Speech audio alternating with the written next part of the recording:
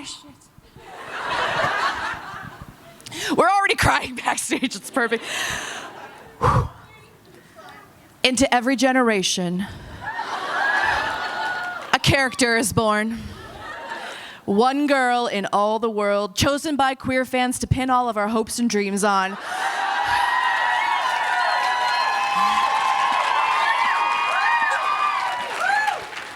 She alone will wield the strength and skill to fight homophobia, television censors, and early aughts fashion faux pas. We only wish she'd been given a bulletproof vest. She was Tara Maclay, and this is Amber Benson!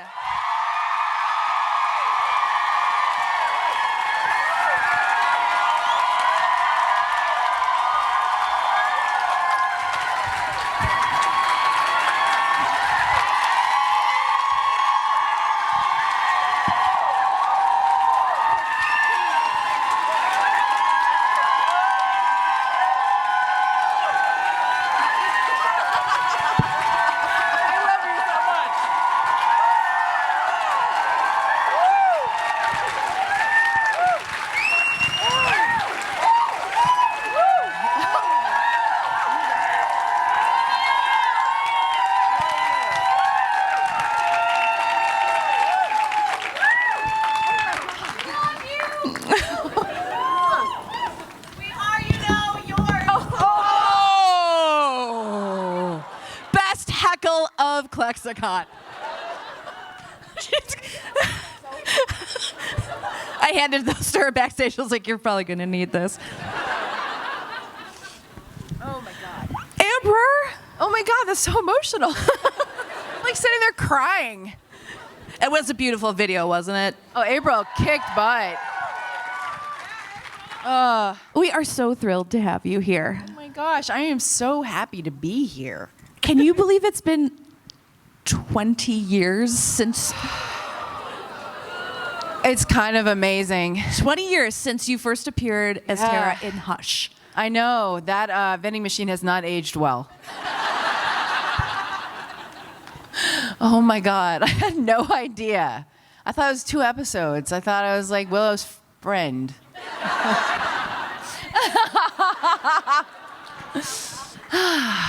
Was that how it was written in the script? Was it in like... No, they didn't. There was no mention of relationship, girlfriend, the body kiss. None of that was in there. It was literally the break. So as an actor, you get a call from your agent and there's like a part on this show, Buffy the Vampire Slayer, and the breakdown is this sort of like, you know, dryad, forest nymph kind of vibe.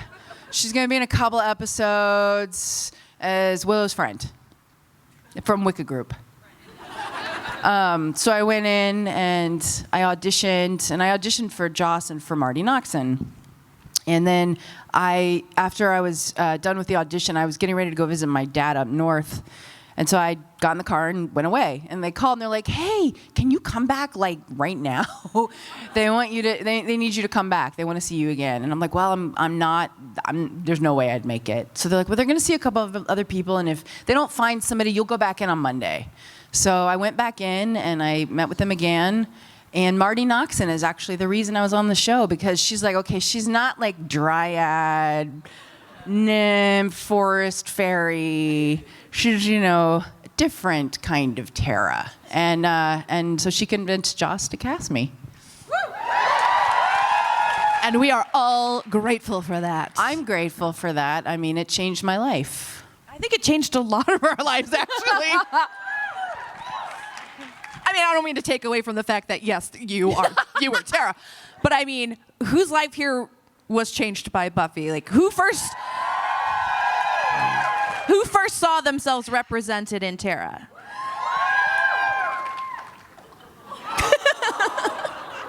All weekend has been the crying weekend. Every person I've met has a story, and it just... it's so nice to share this role in this world with you guys. Quick Dana, make me think of sound something. funny. Think of something. Make me sound funny. I know you do a lot of cons. Like, you've done a lot of cons over the years. I've been to others, yes. Yes. I mean, as nothing's good. like ClexaCon, but I'm sure you've answered so many questions about Tara over the years. But is there something about Tara that you've always wanted to talk about, but no one's ever asked you? Smart this one is. I think something that I've always wanted to talk about, but have never been asked about, is what it was like when Joss wrote family for Tara. Like, we've talked about family, like, as Tara, you know, but like what it was like, I guess, for me, when he like specifically decided he was going to write a whole episode about my character. Maybe that's like an interesting thing, right? Yes, please. That's me pulling stuff out of my butt. Going, I don't go on. I don't know. Yeah. Very good at that. No, stop. Bad. Bad. There are children here, Benson. Be quiet. I go blue very quickly. Well, no, please go on. Tell us about it. I mean, well, I'm not the butt stuff, but like. I love this lady. But what, like, how that impacted you and what that was like to be on the show, to come into it thinking, hey, I'm only going to do a couple episodes, and then here you are, and then an entire episode completely about your character and found family. Right. It's like they're like, we're gonna do this episode, and you know, and it was funny because Joss was so busy. Like, they're doing Angel, they're doing Buffy, they're prepping like 50 other, they're doing all this stuff, and so he just kept like not writing the script for family for a really long time, and we only got it like a couple of days before, which was kind of, you know, what is this script going to be? Like, here's this thing that he said he's writing about this character. What is it going to, you know, and he's not working on it. So is he just going to like kind of phone it in? Is it going to be like, oh, Tara walks around and does stuff, and then that's the end of the episode? And instead, like, he wrote this amazingly beautiful story that I got to portray. And I, at the time, like, I was 22 years old, and I just was like, I want to be Joss Whedon when I grow up. You know, there's always that thing. It's like, oh, we love the people, but like, no, I want to be you. I want to be you when I grow up. And so here's this person that I idealize, and they write this beautiful, beautiful story that not only resonated with me, but resonates with everybody who comes through, talking about like what it means to be different and to have a crew who stand up for you. And I was saying to somebody today in line, I was like, you know, the way when you shoot stuff, you do like a master, which is like the far one where you see everybody, and then you do like close-ups. And we were shooting that scene where I'm like crying, and they're doing everybody else's coverage, and Joss comes over, he's like, okay, you need to stop crying, because when we get to your close-up, there's going to be nothing left. I was like, I can't stop. It's so emotional. Like, they love her so much. They like her. They really like her. And so yeah, like, it just, to be able to be a part of an amazing show, be part of an amazing relationship, and then to get a very special episode. I guess that sounds wrong. A very, very special episode of Buffy. But that's not how I meant to, like, it's not a teaching moment. Well, it is kind of a teaching moment, kind of. I mean, all right, it was a very special episode of Buffy. It was a very special episode. I mean, I'm sure there are a lot of people here right now that was their experience. I mean, the demon allegory for lesbianism, but, you know. I know, right? Yeah, I mean. Demons, lesbian.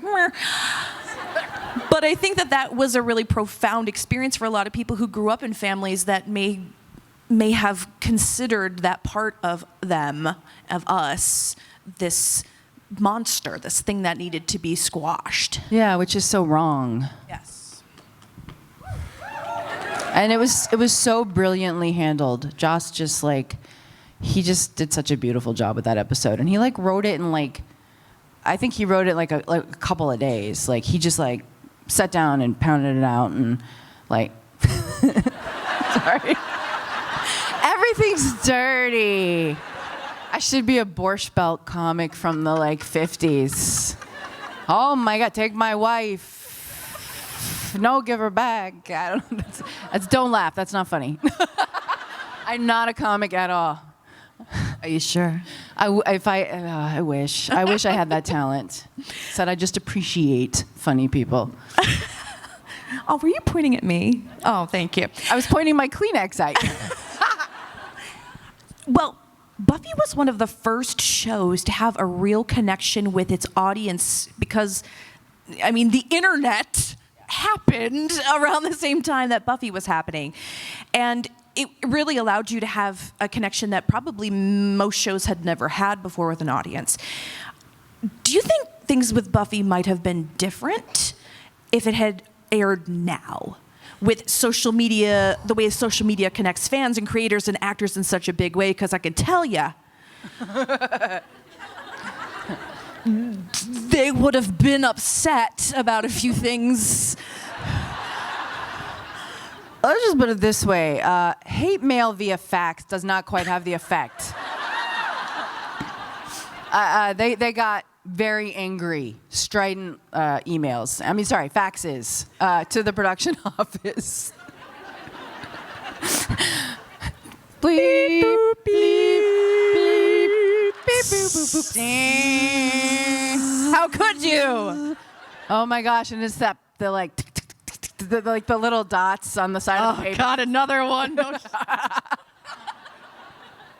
Yeah, I can't imagine what it's like to be like Winona Earp right now, where there's that connection with the fans in a way that transcends the posting board that we had for Buffy, where they give you like a little code, so like your your side of the chat lights up like a color, so they know that it's you. Yeah, and then they still don't believe you. Is that really you? I know how to use the color code. Or then it doesn't work, and you're like, no, it's me. It's really me. I'm going to put it in parentheses, and I'm going to do like the little okay, forget it. Yeah, I think, I can't imagine, like, when the stuff with the 100 and that instant, like, we don't like this. This is not cool. Like, we want things to change, and you guys have to stop this. Like, and you can say it on Twitter, and people read it immediately. That access... That's an amazing thing. I'm gonna read this little. I try to act cool, like I'm not, looking at my notes, but I have to. But I don't want to look at your notes. I'll screw this up. I have a much smaller binder this year. So, you can't talk about Tara without talking about her death. Yeah. And you've addressed. Spoiler alert, Hannah. Sorry if you haven't caught up in the last 20 years, 18 years. And you've addressed this many, many, many times. But ClexaCon was basically started in response to a major bury your gays movement, which you just mentioned, in 2006. So obviously it's important. And for many queer fans, Tara's death marked a real beginning of bury your gays. I mean, as an entertainment journalist, that's what I consider like the definitive moment of bury your gays. Not that she was the first person to be killed on television or in movies or anything, but she was the first truly beloved character that played a significant role on television. And I rarely meet a Buffy fan who wasn't personally affected by your character. So I'm curious to know what your thoughts are on Bury Your Gays and how it took nearly 2 decades before a serious outcry from fans changed the way shows deal with LGBTQ characters. And you're among friends here, so say whatever you want.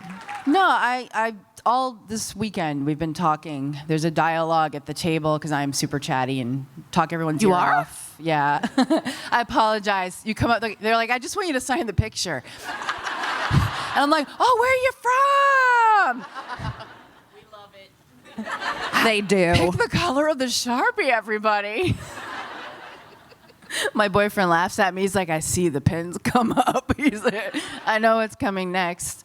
But like this idea that like 20 years later, we're still not in a place of representation. Like my friend Sarah Kuhn, who is an author and comic book writer, she has a series called Heroine Complex, Asian American Superheroes. Fantastic. Definitely go get them. There's 3 of them. Third one's coming out. But she talks about rep sweats and the idea that like she is one of the only people who is writing this kind of stuff. And she's like, every time I write it, I'm like terrified I'm going to mess it up for everybody. And I think, we're at a place where it's starting to change. The LGBTQ representation, there's starting to be more than just like the one character that gets killed. And the more characters there are, the less that it's so damaging when you lose a character in that way. It's always going to be damaging, but it's not going to be like the destruction of a fandom, It's changing and it's getting better, but it is disheartening that it's taken 20 years to get to that point. For me, at least, I get frustrated by it. Yeah. And the idea that there can't be lots of different LGBTQ characters doing lots of different things. And if one of them dies, they died. But like, if there's like 1,000 of them, then you're like, okay, that one died. But that's not. But with Tara, it was like that was it. You're like, oh, we killed that one, so you don't get anybody else. Why? Why? I mean, I know why he did, because he was obsessed with Dark Willow. He was like so excited when he told me the end of season 5 finale. He's like, I have the most amazing news. We're gonna kill your character. I was like, oh, wow, oh. Alrighty. But he was just like, Willow's gonna go on this addiction storyline in Dark Willow. And I was saying this yesterday, I think that like, because his experience is of a cisgender white man, he didn't think about the fact that like the way this happened would impact everybody. So I think if he had understood what he was doing, it wouldn't have gone down the way it went. There were other ways to get Dark Willow. Yes! Yeah. So she could have stubbed her toe terribly. And so yeah, it's one of those things that was tough for me personally, because it was like being part of a family. And so it's not just a job that you're like saying goodbye to. You're saying goodbye to like this little family you've created, which like coming here and you have this family that you find. Like people coming up to me going, oh, we've been here the last 2 years and we have all these friends and this is our friendiversary. Like we're here together and like it's you guys. Like you say that to me and I'm just like, so like that's what it's like. So to lose that, you're like, ah, crud. But then on top of everything else, all the stuff that happened after, it was really powerful and painful. Thank you for speaking so candidly about it. I mean, I know it's a tough position to be in. It's tough. Like I was talking to Javi about this, when you're not the person that created the show, you don't get the last word. You're sort of fulfilling the world of somebody else, from someone else's mind. So there are times when you disagree or you're like annoyed by something or you're like, they wouldn't say it like that. But you really can't say anything. Like you're sort of there to fulfill that other person's vision. So, But I will say that everybody on set was crying when we shot that scene, and it was really powerful. It was really emotional.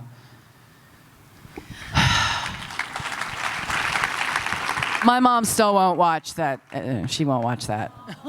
She's like, I loved that character.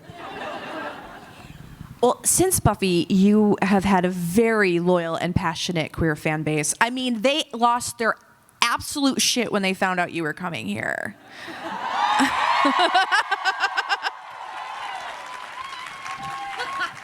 And I admit, I immediately contacted the ClexaCon team and I was like, please put me on this panel. And they did, and I'm very grateful, thank you.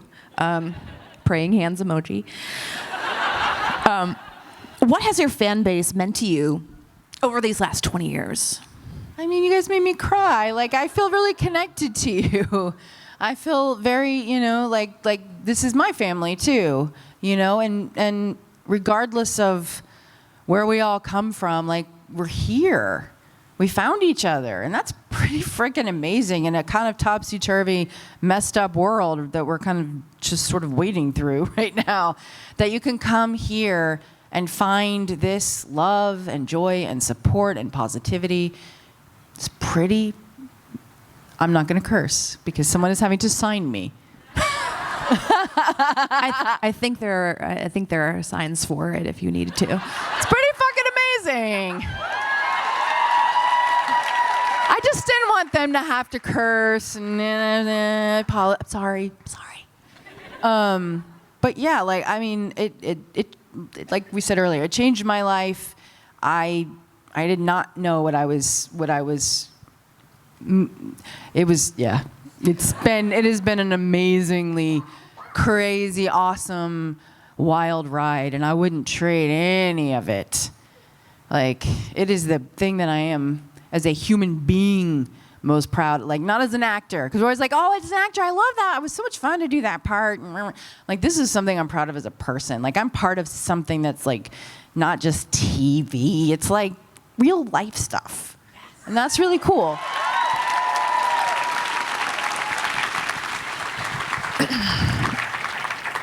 I'm not gonna lie. The first fanfic I ever wrote was about Willow and Tara. It's under a pen name. You'll never find it. But I brought Tara back in it. And it's got me thinking about, what do you think if Tara was still with us? And in a way she is, but if she was still with us, what do you think she'd be up to now? I always felt like she really should be sort of like in the Watcher training program. Hell yeah. You know, like she really did. Like when Giles went back away, left, I felt like she sort of stepped into that sort of voice of reason position. That's very Watchery, right? Right? I could help people like learn to like kick. I could help make some steaks. You know? Good at whittling? I'm good at whittling. No, I'm not good at whittling. I would cut myself. It would be a bloody steak before a vampire was even introduced to it. But I was, speaking of fan fiction, I was asked this morning at 8 o'clock. Always a good time to ask Always someone a good things. time. Who was tops? Y'all know you're not supposed to ask those kinds of questions in my no, panels. No. I said you guys can ask me anything. Did you facilitate? Ask me anything. It's like Reddit.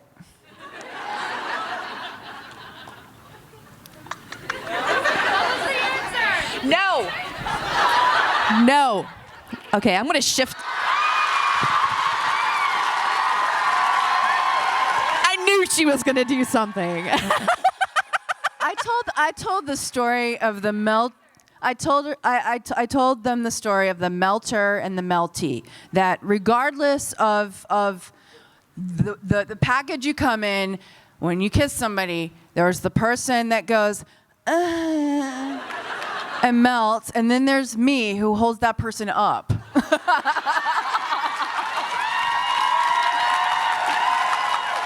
And it changes depending on the coupling, but in the Tara Willow world, I was definitely in my leather jacket, like keeping her up. I feel like that's a PG-13 rated version of what, yeah.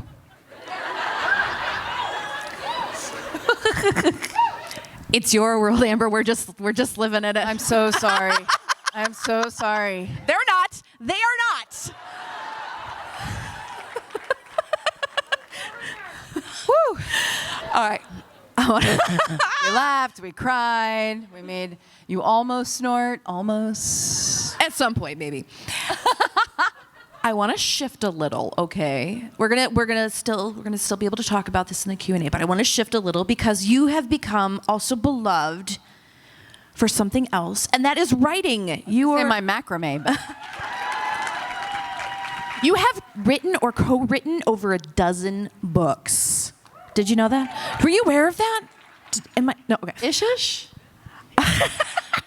The Witches of Echo Park is my favorite. I love that series, which includes a very most excellent queer character. If you have not read The Witches of Echo Park, do so, please. Has writing become your big creative love? Yeah, I always thought like I wanted to make movies, and I love making films. I bought Chance. I did. I still have it.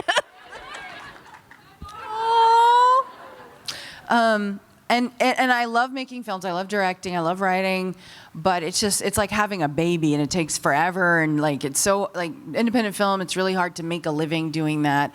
And I was like, well, maybe I'll direct television. I'll write still, and I shadowed a director on a TV show, and I was like, oh, I don't want to do that. And I was like, oh, actually, what I want to do is sit in front of my computer and figure stuff out. And that's really what I want to do. That's really my passion. Like, I love making the stuff, and I'll make stuff always, but like, I really just want to write. You know, it's like a drug. It is. Buffy's like a drug too. It should come with a warning label. Well, what advice would you give to budding writers in the audience? Because I know there's a bunch. Please raise your hand if you are a budding writer, you write fan fiction, all that. Oh, see, we got a lot. My advice is, well, number one, we need more people who are diverse and who have a voice and a story to tell. Telling their story, we need you. Please, please, please write and make stuff. Please. I'm so sick of seeing... Marvel movies are great. We love them, but like, if I have to see like 50 more of them, I need some other stuff to sort of balance it. We need your stories. Like, write. If fan fiction is exciting to you, start there. Start writing characters that you know and love and creating worlds for them. Let that segue you into creating your own stuff. I think the internet, like when we were, like, there was no YouTube. There was no, like... I'm an ageless lizard woman. I do not know what you're talking about. That's true. Sorry. When I was a very young lass, many, many moons ago, at the dawning of the age of whatever, there was no stuffs. Like, you just did stuff and, you mailed it places. Now you guys have access to blogs and Tumblrs or Tumblr, excuse me. Although, I know. All right, y'all watching your stories on the internet. But like, if you create stuff and you put it out into the world, you will find an audience. I'm always getting asked by like young actors, I'm like, YouTube, create your own brand, create your own story, do your vlogs, create small narrative stuff, create the stories you want to see, because nobody in Hollywood is interested in making our stories. Like, they're not interested. They're like, oh, yeah, we already have a lady show. Yeah, like we were pitching Witches of Echo Park, and we went from place to place, and we love your pitch, but we have something like that. I'm like, oh, you have a supernatural show about a diverse group of women? Oh, no, it's a procedural about two women who solve crimes, but it's very similar.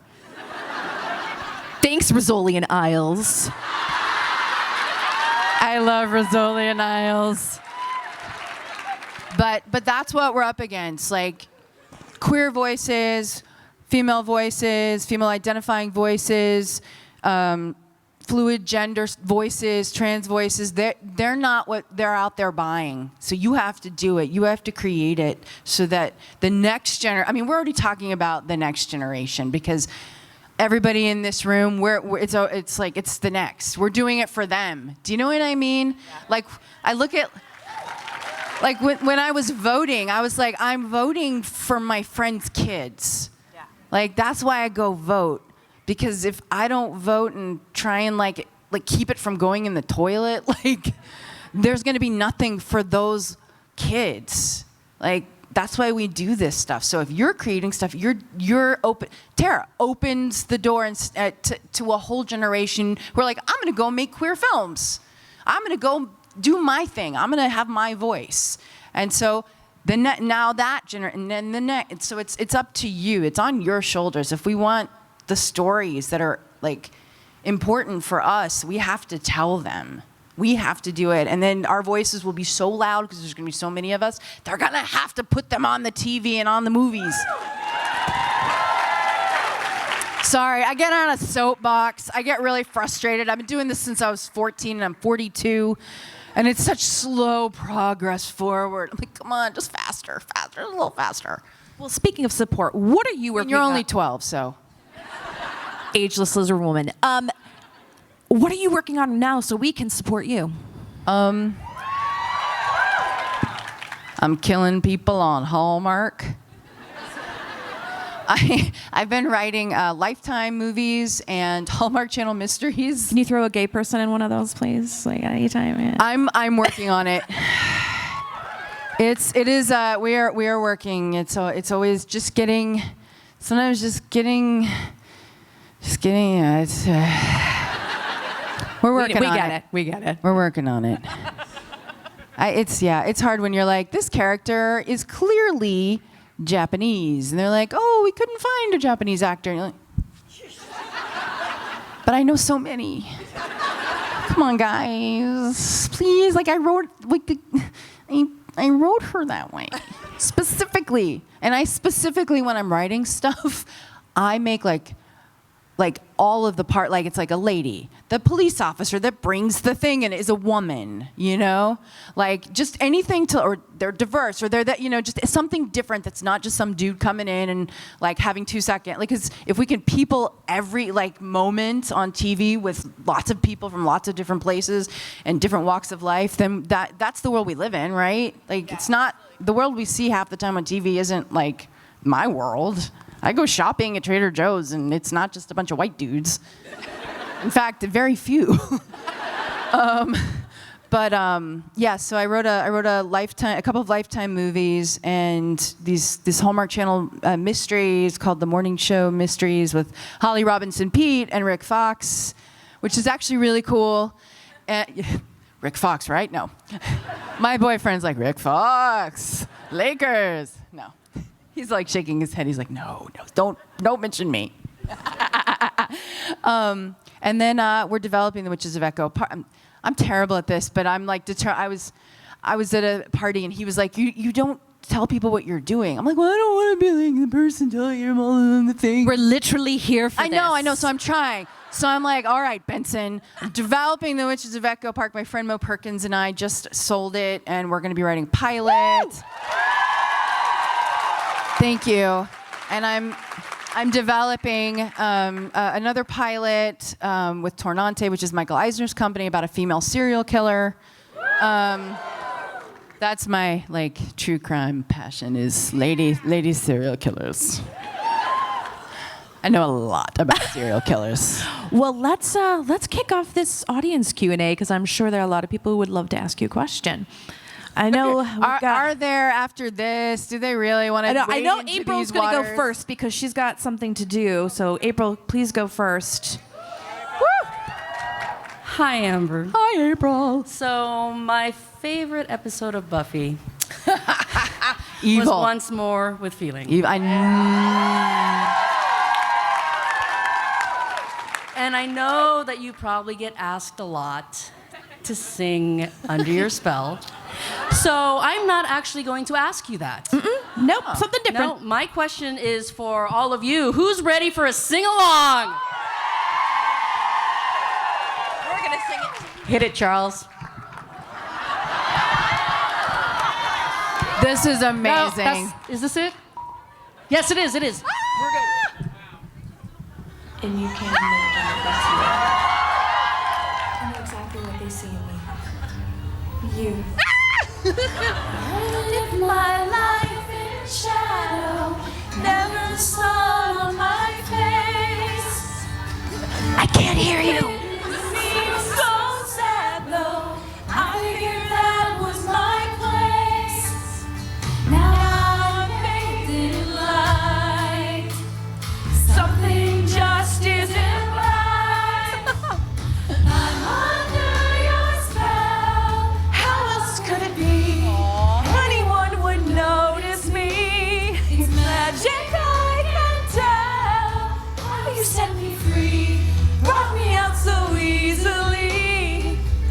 I saw a world enchanted. Come on. Spirits and stars in the air. Stand up, everybody.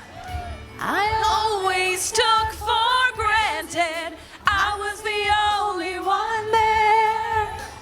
But you're our show, brighter than any unknown. I'm under your spell, nothing I can do. You just took my soul with you. It's worked your job so well. Finally, I knew everything I dreamed was true. You made me believe.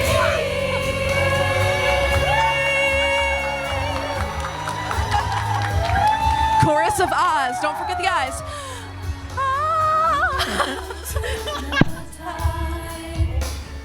I can feel you inside. I'm under your spell. Something like the sea, moving you so hopelessly. I break with every swell, lost in ecstasy, spread beneath my willow tree. You make me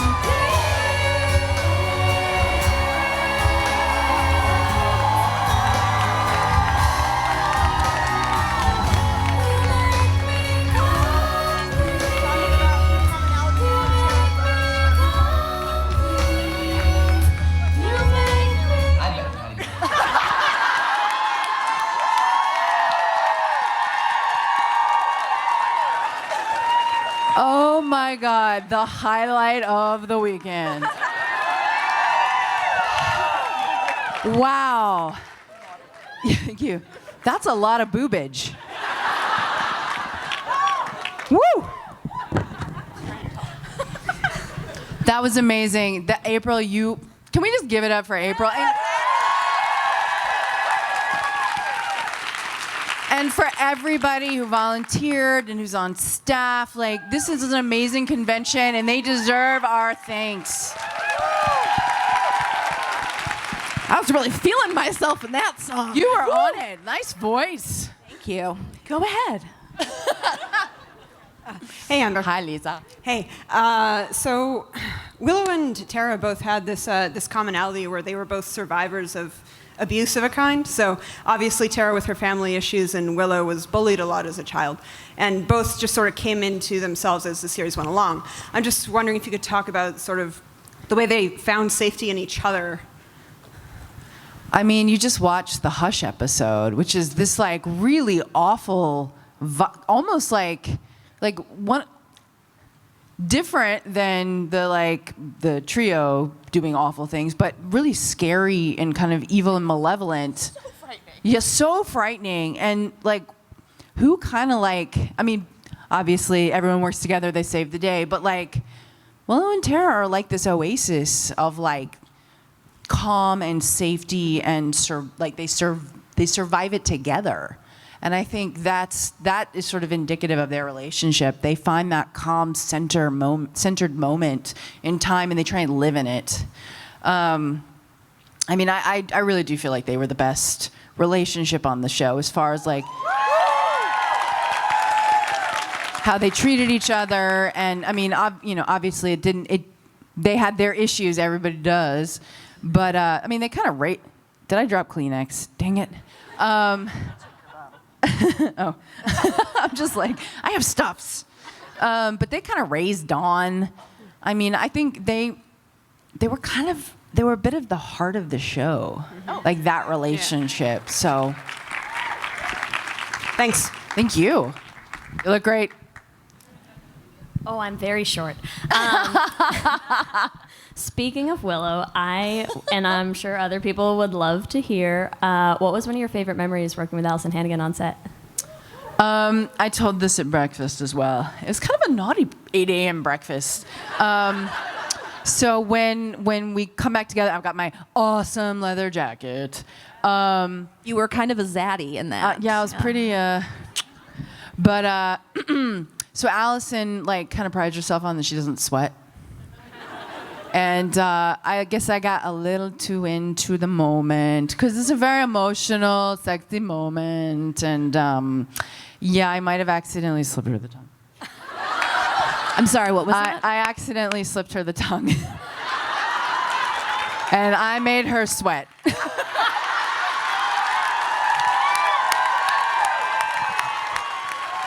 I was in the moment, you guys. She's very beautiful. Come on.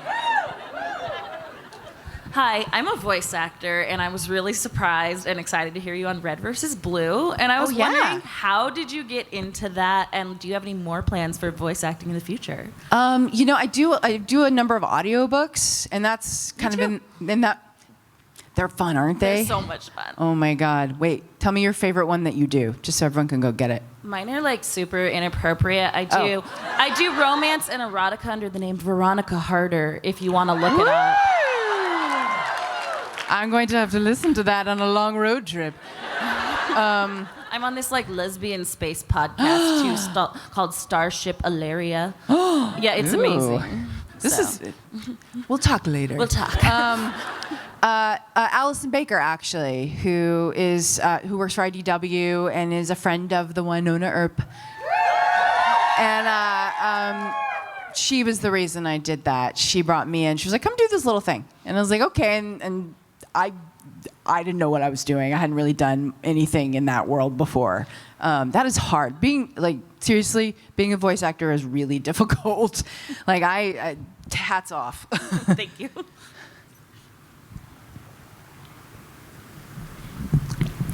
So in season 7 for Conversations with Dead People, they wanted to have Tara come back. Yes. And so can you tell us a bit about was there a lot of pushback when you didn't want to do that? Was it something that was pretty easy that they understood? How was that decision? How were you able to actually get that accomplished?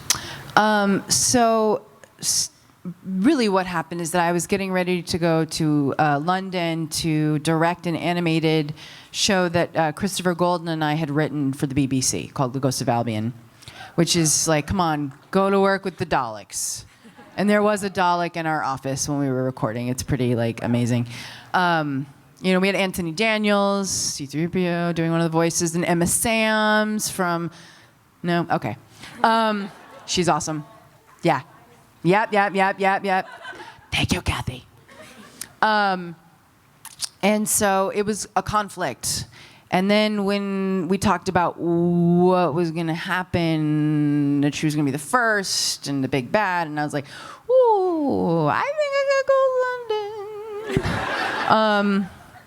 I think this is my 2 cents. If the show had gone on for more seasons than it did, we probably would have figured something out. But for me, I just was like, I'd already been getting, Allie and I got a lot of mail. We got a lot of mail from people who were like, I didn't kill myself because of this relationship. Thank you. And you're like, how can I can't. No. We're done. We already hurt. We're not going to hurt more for right now. And, I think if it had gone on, there would have been a way to do it when she wasn't the big bad. And thank you for not doing it. I was going to say, can I say thank you for sparing all of us that pain, and thank you for being aware enough of the love your fans and loving your fans enough to know that would have cost us a lot of pain. Yeah, we all make choices, and things work out, and some things don't work out, and this just worked out the way it was supposed to, I feel.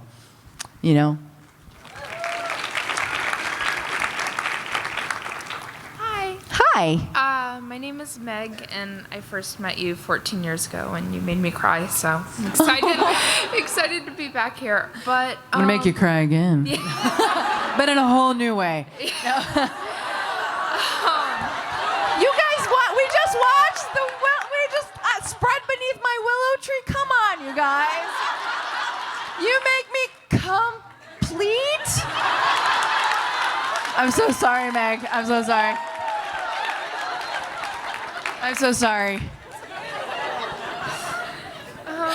We all thought it. All right, don't look at me, and I won't look at you, and we won't laugh. okay. So Sarah actually asked my question, but I have a different one. So I hope I don't get people glaring at me for this, but I've always been kind of curious as to if you had watched Buffy up until when you first appeared on it, and what your view was of the Willow and Oz relationship, and if you think that if you think that it should have been established that Willow was bi, or if you were okay with the fact that she kind of shifted on the spectrum, or like if you are friends with Seth Green, you know. No, that's a really interesting question because, you know, it did, like, canon before Tara's arrival, Willow was Xander and then Oz, and so it was a big change in the trajectory of who her character is. But something that I always felt was that there is sort of like a fluidity to sexuality, and if you find somebody to love, period, like, you're lucky. So just the fact that she was open and interested in exploring, I kind of was like, well, we don't have to label it. We can just be like, you know, she's exploring and figuring out who she is, and she may decide to be this, or she may decide to be that, or she may decide to be this other thing over here. And those are all good and perfect and wonderful and good choices based on whatever is more appealing to her, right? So that was sort of my take on it. I always kind of felt like Tara knew she was gay always. Like, that's how I felt about Tara, that wasn't like, she wasn't exploring with Willow, she was who she was, and she was in love with Willow, and that was just it for her. But with Willow, there was sort of like she was growing and changing, and, you know, she was exposed to something she hadn't been exposed to before, and it changed her perception of things. And that's a wonderful thing, to be able to grow and change and be like, hey, I want to be this now. Isn't it great that we get to choose and be who we want to be, and that, like, what I was 10 years ago may not be what I am now, but all are good, both are good, all in betweens are good. And as far as watching it before, I actually knew Allison before I was on the show. And so I had watched a couple of episodes to be like, yay! And I thought it was really fun, but I hadn't been watching it religiously before that. You know who was obsessed with the show? Absolutely obsessed. Michelle. When Michelle showed up, she was just like running around going, oh, and there's this, and we're over here, now we're in the bronze. Like, we're in the house. Like, she knew everything. She knew, like, she would put all of you to shame because she knows every detail of every episode of that show. Like, she's amazing. Like, so smart. She's really, really smart. She was like a little kid when I met her. Now she's all grown up. I'm so proud of her. But, like, she knows everything about Buffy. She was such a fan. So yeah, it wasn't until I was on the show that I went back and started watching everything, and, like, kind of, because you want to have in your head a little bit what's going on. You're like, that doesn't, oh no, I understand. Oh, they did that. Okay. Yes. But that's how I feel too. So thank you. You're welcome. I didn't think that was a glare-worthy question. No, it was a really good question. And thank you. And I'm sorry I embarrassed us both. I apologize. And me. And you. And you. No, I was fine. Ageless. Ageless one. Hi, Amber. Hi, Heather. So I know I'm not the only one who appreciates your presence here this weekend. So thank you for coming. Oh. Thank you guys for inviting me. And my question is, what is one thing you think you'll take away from this weekend and this experience? That is a really good question. I feel like I have a whole bunch of new friends. And that I will tell everybody I know that this is where they need to come, because this is really special. This is a special convention. It really is. I've been to a ton, like, doing this a very long time. And I'm sure a lot of you guys have, although some of you are like, I've never been to anything but this. I'm like, that's amazing. But they're not always like this. That's support. I'm like walking down the hallway and someone's like, oh my God, I love your hair. Not to me, but to somebody else. Oh my God, that costume, did you make that? Da, da, da. And then walking some more. Oh, did you see that film? That film was so good. And da, da, da. That person over there, let's go say hi. Blah, blah. I'm like, there's so much kindness in this space. People are so nice to each other. And that's not always how it is at all. So my takeaway is that this is a really special place, and I'm so glad that I am part of it now. Thanks, Heather. I felt like that was like a plant. It was not a plant. Did not plant that, but I should have. Are you like crawling to the mic? What is happening? Yeah, it's an army crawl Q&A session. You're gonna have to limbo And the out. prize is getting to stand up. Exactly. Wow, y'all are hardcore. We're lesbians and queer people. It's what we do. It's all we know. Sorry.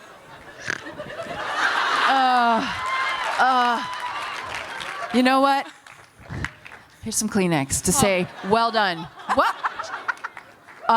Totally caught that. You're right, it is what she Softball, does, I yeah. bet. Yeah. Water polo. Hi, Amber. My name's Sammy. Hi, Sammy. Sorry, No, you don't have to keep the Kleenex, but No, they're very nice. I'm keeping them. My cousins are going to be like, are those Amber If you find me Bensons? And I'm later, like, I will sign them for you. So my question is, there have been talks of a Buffy reboot and/or sequel, and I was wondering which actor, like, because it doesn't matter who, but a Tara-esque character on that show, who would you want to play them? Amber Benson. Correct. You are in the hot seat. No, I mean Amber Benson. No, I hear tell that there is going to be a reboot, but it's not going to be like Buffy again. It's going to be in the universe. Joss is involved. The showrunner is a woman of color, from what I understand, and a fan of the show. So I grew up watching it. So I think it has a chance of being something really special, and I'm very excited that it is going to. If it happens, it's going to be a very diverse cast, which is something that Buffy. We can just say it that like when we were making Buffy, it was getting a diverse group of people together was not the what you saw in every scene.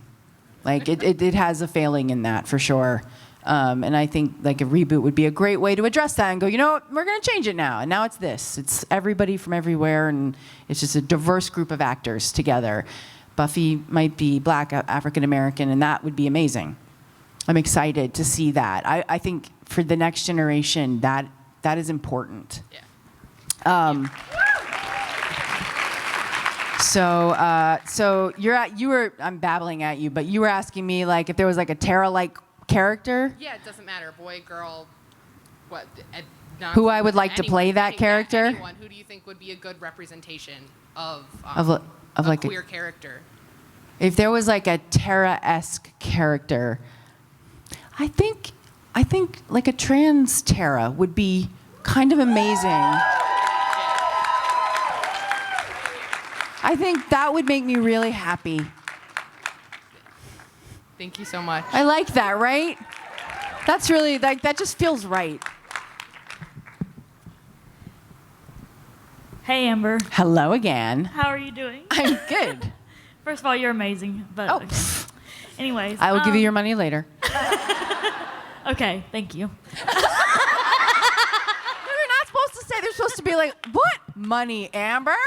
I don't know what you're talking about. I haven't forgot about the $1 million. Oh, damn it. You're very quick. Yeah. Very quick.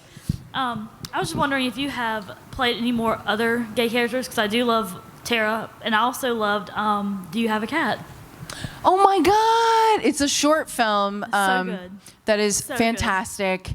My friend Sam stars in it. Nicole, it's a wonderful short film, and I play like the sassy best friend to a lesbian, and it was a lot of fun. It's very tropey, shall we say, about not in the Barry way, but in the like the like cats and U-Hauls kind of way. Yeah. It's not a trope if it's true. It was cute but you got to dig for it. I've searched for months. Yeah, and short films are tough. You do them and you're like, is that a Canadian? No, you can't find that. I actually was in Angela Robinson's Girl Trash, not the movie. Oh yeah, But yeah. the series, The Yep, web series, yep. that's right. I do remember that. Yeah. And I got to make out with beautiful woman who I play Russian character. Mobster woman, yes. Yeah. And very bad Russian accent there. Sorry, you guys. And that was really fun. Like I love Angela Robinson is a phenomenal writer-director. The L Word. Yes. Herbie Fully Loaded, Love Bug. We do lots of stuff, and we put our stamp on them, and we make them interesting and fun for us. Lindsay Lohan, but you know, she's so talented, and she did this web series Girl Trash, and then they made a feature out of it, and I got to be in it playing a Russian kind of badass, kind of criminally sort of lesbian. She was like tough Russian lady. It was really fun. Badass. It was badass. Thank you. Thank you. Thank you. It's a lot of fun. Watch it. Oh, thank you. Not just for me, but the whole thing is really good. Hi, Amber. Hello again. So I think it's safe to say for many of us that Tara and seeing that character was the beginning for a lot of our coming out and a lot of our self-realizations, and that since then many of us have grown. I know when I'm definitely not the same person I was when I first said this to you about 10 years ago. So I wanted to know, and I know, Dana, that you touched a little bit on fan interactions and how I wanted to know from Amber, from your point of view then, how the fans themselves have changed, how the interactions have changed, and whether or not you've seen, like, you know, the growth from like baby gays to confident gays, you know, that sort of, you know, and whether or not you still get, you know, people that have maybe just discovered the show themselves. That's a really good question. It's a really good question. I think there is an ownership of who people are that wasn't there when we started making the episodes that were that were the fourth season. When I would talk to fans, there was a lot of, you know, I'm coming out and I'm scared and I'm trying to find my family that is not my biological. I'm trying to find my friend family. I'm trying to find my support system. And now I feel like people, because of the internet, because there is this access to each other in a way that wasn't before, that process is because it's not safer. It's not safer. It's still tough, and there's still a lot of awful stuff that comes with owning who you are in this world right now. People that don't understand and don't accept and don't listen and make people feel really bad, and that's got to change, and it will change. It's just a long process, but it's not that there's a safety. There is a place to go now, when there wasn't a place to go before. You can go to the internet. You can come to ClexaCon. You can find people who are like you, and that wasn't available. Like I said before, Allie and I would get letters from kids like, I live in the middle of nowhere, rural Iowa. I don't know anybody who's like me. Like, I watched you, and I'm like, that's me. But I don't think anybody else in the world is, it's just us. Like, you know, they're like, it's you guys and me. And because of the internet, that's changed. People are like, oh no, it's not just them and me, it's us. And that's really great. So to me, the change is the ownership of who people are, and a freedom to own who they are that wasn't there in the same way before. And the hand from someone who's already out, already there, already done the hard work, saying, I'm here, I got you, it's okay. See, like I did it, you can do it too. You know, and maybe it's on a chat, maybe it's on Twitter, maybe it's on TV, but it's there, and it wasn't there in the same way before. Thank you, not just for being Tara, but for representing all of us. That was a really, sorry, I babble. I just No, go on a you're soapbox. wonderful. You know, all the panels at ClexaCon are tremendous, and then They really are. You kind of killed them. But sometimes you just like walk away from something with a little piece of yourself feeling a little bit healed or a little bit stronger, and I think that this panel has at least done that for me, and I'm sure for many people out there.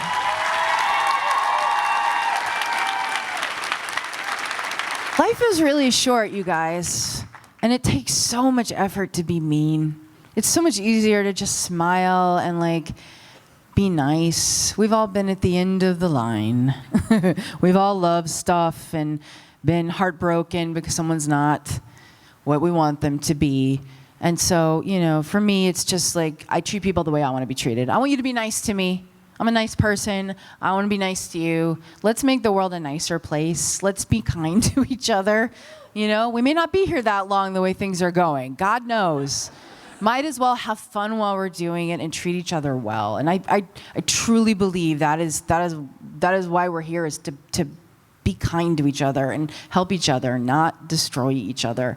Just because someone was mean to you and made you feel bad does not mean that you should do that to somebody else. In fact, it should be the opposite, because you felt crappy, I felt crappy, and I would never want to put that on somebody else. And so to walk away and go, you know what, I'm going to be nice because that felt bad, and I don't want to make anybody else feel like that. If we can all do just that, this will be a better world. So let's work on that as a group together.